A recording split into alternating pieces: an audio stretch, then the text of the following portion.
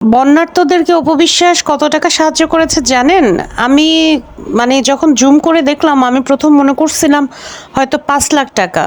এরপরে আবার একটু খটকা লাগলো, দেখলাম যে না, মনে হয় ৫০,০০০, কারণ বোঝা যাচ্ছিল না শূন্যগুলা, এত দ্রুত ভিডিও চলছিল।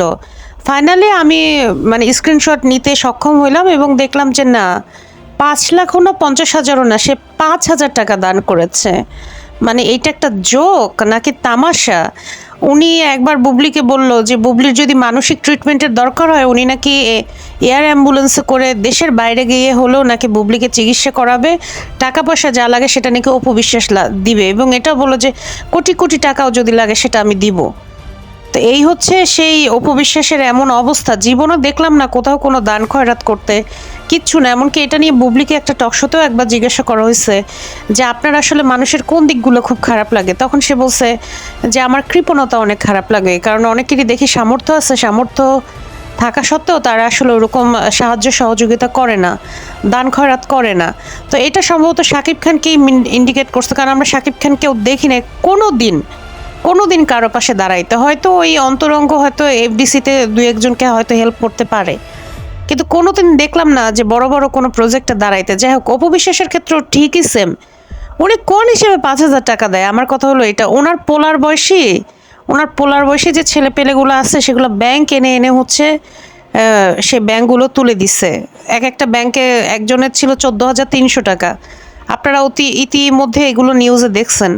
সেখানে এই মহিলা বলে যে ওনার যে বাড়ি সহক না ফাঁড়ি সহক বর্ষা চৌধুরী, এরা অপবিশ্বাসের পক্ষে কি বলছে যে অপবিশ্বাস তো একটা প্রোগ্রাম থেকে ১.৫ লাখ টাকা নেয়, ১ লাখ টাকা নেয়। তো এটা ওনার হাতে মুভি নেই তো কি হয়েছে? উনি এখন যে কাজগুলো করে সেগুলো তো তারা ফ্রি করে না। এই যে ফিতা কাটে, হ্যান্ড কাটে, এগুলো থেকে তো ওনার বেশ ভালো একটা টাকা আসে।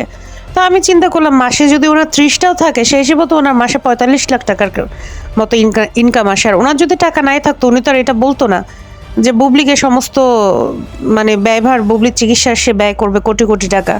আসলে মানুষের আত্মা থাকা লাগে। ফাও খাওয়ান না লোকজন মানুষের সাথে রাত কাটাইয়া, তারপরে হচ্ছে এই যে বিভিন্ন হোটেলে সার্ভিস দিয়ে, তারপর হচ্ছে দেশের বাইরে ট্যুরে গিয়ে, তারপর হচ্ছে শাকিব খানের কাছ থেকে হাত পাতে মুভি বানানোর জন্য একটা হচ্ছে দিছে, প্রযোজনা সংস্থা দিছে। সেখানে ৬০ লাখ টাকা অনুদান পেয়েছে সরকারের থেকে, ১০ লাখ টাকা নিচ্ছে শাকিব খানের থেকে। তা বেটি, তাহলে তুই কেন প্রযোজনা প্রতিষ্ঠান দিলি? তুই কি ভিক্ষা টাকায় একটা প্রযোজনা প্রতিষ্ঠান চালাইতে চাইছস নাকি?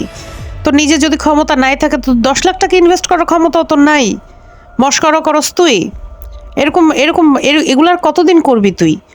৫ লাখ টাকা কেন দিছস? তোর ৫ লাখ টাকার উপরে ওই ফেনীর মানুষজন মুতে দেয়, বুঝছস? তুই কি ওদেরকে গরিব মনে করস নাকি? এখন এরা আছে নাজুক অবস্থায়, কারণ বাড়িঘরে যদি গ্যাস না থাকে, চুলা যদি মাটিতে গলে যায়, তারপর হচ্ছে মাটির যে চুলাগুলো, তারপর যদি সমস্ত জায়গা পানিতে যদি ডুবে যায়, সেখানে কে বড় লোক, কে ফকির, কে মিসকিন, সবাই তখন এক কাতারে। এরা হচ্ছে এখন মিসকিন, এরা হচ্ছে অসহায়। তার এরা সম্ভ্রান্ত না। তুই হচ্ছে একটা মুচির ফ্যামিলির মাইয়া। ফেনীর এই যে যারা এখন এখানে আছে, তুই জানোস ফেনীর মানুষ কত ধার্মিক? তোর কোনো আইডিয়া আছে? তারপর কুমিল্লার মানুষ, এদের কি টাকার অভাব আছে নাকি? এটা মনে করস তুই? এদের যে ফ্যামিলি স্ট্যাটাস, তুই তো তার ধারে কাছেও যাইতে পারবি না, মুচিই থাকবি। তারপরে হয়েছে যে কাপড় ব্যবসায়ী, কাপড় ওই মাথায় ফেরি করে তোর বাপে কাপড় বেচতো। এগুলো কি আমরা জানি না মনে করছোস?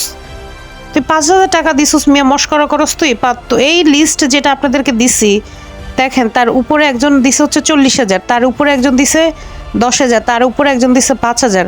তাহলে ওদের আর তোদের মধ্যে তফাৎটা কি? আসলে তোর আত্মাটাই ছোট। তুই এটা করছস, ভাবছস পাবলিক ইমেজ তুই ফিরে পাওয়ার জন্য একটা চেষ্টা করছস। কিসের পাবলিক ইমেজ? তুই এতদিন হয়েছে ডিবি হারুনের তুই টুনটুনি ধরা ছিলি, তারপর হচ্ছে বিভিন্ন নেতাদের তুই বিছানার সঙ্গী ছিলি। তোর কিসের ইমেজ? তোরে তো মামলা দিয়ে তোরে জেলে ঢুকানো উচিত। তুই হচ্ছে সেরকম একটা স্বৈরশাসকের সমর্থক ছিলি। তুই ২বার নমিনেশন চাইতে গেছিস, তোর নমিনেশন দেয় না। নমিনেশন দিলে তো তুই ঠিকই হচ্ছে এমপি হইতি।